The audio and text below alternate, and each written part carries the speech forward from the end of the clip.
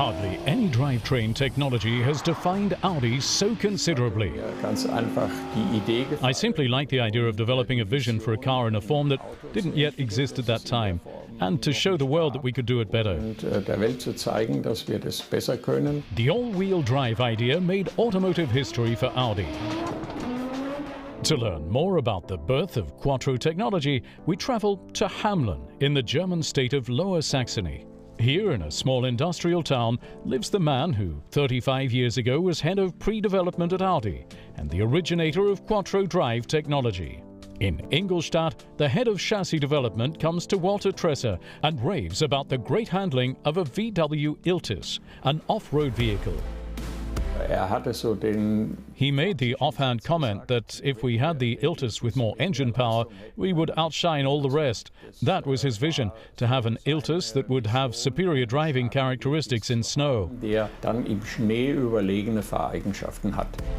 I was more of the opinion that we should make a sporty passenger car, a coupe, a two-seater or a 2+2, great performance and four-wheel drive. And then I won out in the end with my idea.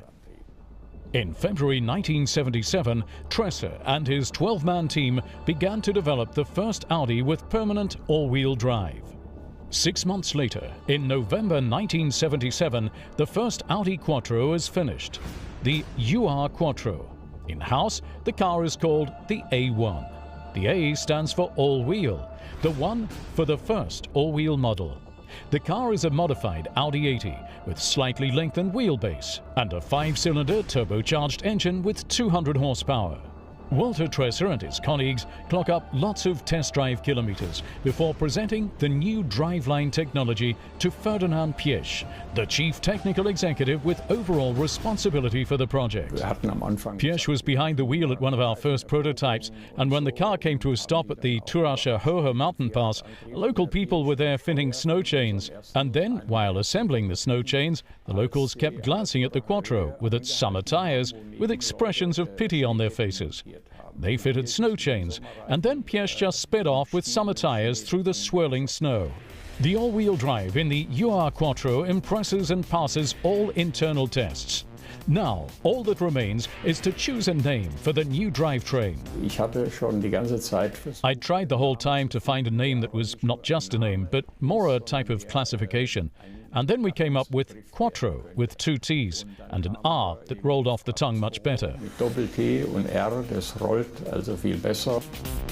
But the Audi marketing department in Wolfsburg was pushing for the name Karat. Before that, I had heard about this perfume from 4711, a simple cologne for women. When the name Karat was presented in this meeting, I said, surely you don't want to name this beautiful car after an ordinary woman's cologne. I showed them the bottle. That didn't make me any friends, but in the end it helped make sure that Quattro won out. Natürlich keine Freunde gebracht, aber am Ende geholfen, das Quattro durchzusetzen. Walter Tresser prevails for the second time, and as a result, the Audi Quattro with permanent all-wheel drive made its world premiere in March 1980 at the Geneva Motor Show. While the all-wheel drive technology goes into series production, Walter Tresser moves to motorsport, along with his all-wheel concept. Here too, the success stories come quickly. In 1981, Franz Wittmann wins the Jana Rally in Austria, more than 20 minutes ahead of the competing cars. This lead and this appearance was all it took to focus the attention of the entire rally world on Quattro and on the four-wheel concept. Today, there's not a single rally car without all-wheel drive. The spotlight also falls on Tresser when the French driver Michel Mouton agrees to join his factory team. The first woman in the history of rally racing. With Mouton, he wins the San Remo Rally. From a technological standpoint, the Audi with all-wheel drive is at least 2 years ahead of the competition. And in 1984, it attracts the rally racing legend Walter Röhrl to the Audi factory team. Everyone wants to drive the most successful car in rally racing history and score victories with the Quattro technology. After amassing over 20 wins, Audi withdraw from rally racing in 1986. By then, Walter Tresser had also departed, leaving Audi to start his own business. Today, he runs a small fan club where he's gathered memories and vehicles from his career. Walter Tresser had an idea that enabled him to redefine Audi drive technology, and it's still decisively shaping driving dynamics today.